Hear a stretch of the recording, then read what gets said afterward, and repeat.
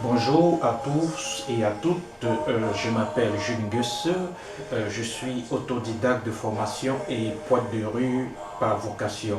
En fait, comme je vous l'avais promis sur ma page Facebook, aujourd'hui j'aimerais célébrer avec vous le deuxième anniversaire de mon blog de Expressive Power of Africa.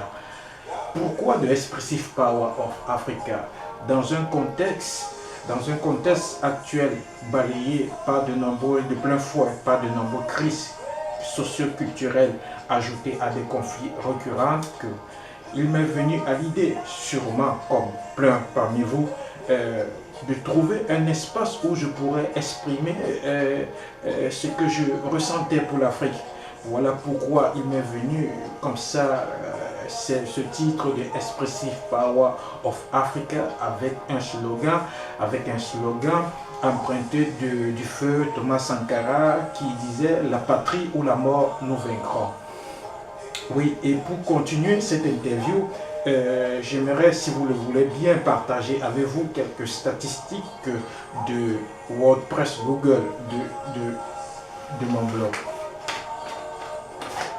Il faut noter que The Expressive Power Africa a aujourd'hui un total de vues de 3404 et elle est présente et repartie dans 71 pays au total.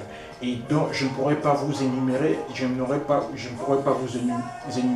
la totalité de ces pays, mais vous citez les 10 premiers pays avec le nombre de vues dont elles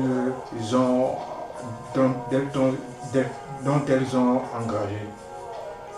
Le premier pays est la France, qui vient avec une totalité de 1868 vues, l'Italie 271 vues, la Belgique vient en troisième position avec 168, le Sénégal avec 110, les États-Unis avec 89 vues, le Canada avec 85, l'Algérie vient en 7e position avec 77, la Suisse en 8e position avec 57, la Côte d'Ivoire avec 56 et enfin le Cameroun qui vient en 10e position avec 52 pays.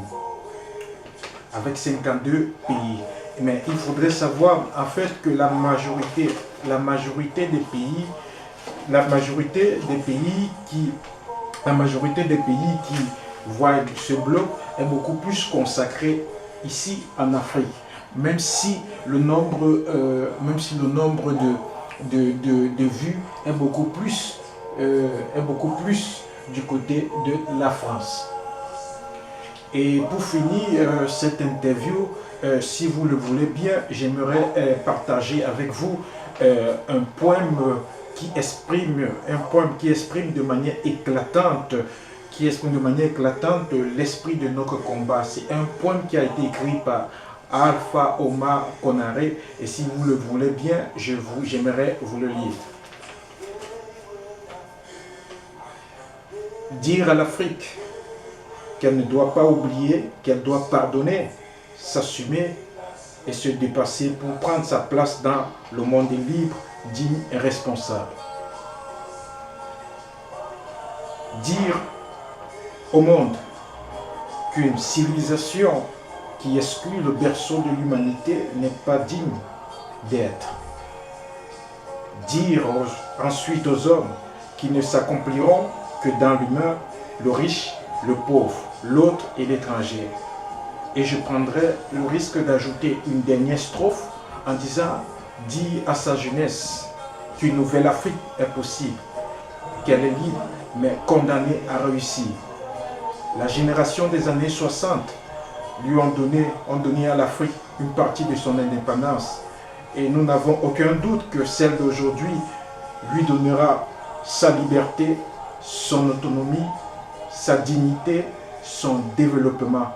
Si toi aussi tu partages cet esprit et si tu brûles pour l'Afrique, peu importe dans les sphères de la vie que tu exerces, rejoins-nous sur ce blog en m'écrivant à jules.guesse@gmail.com.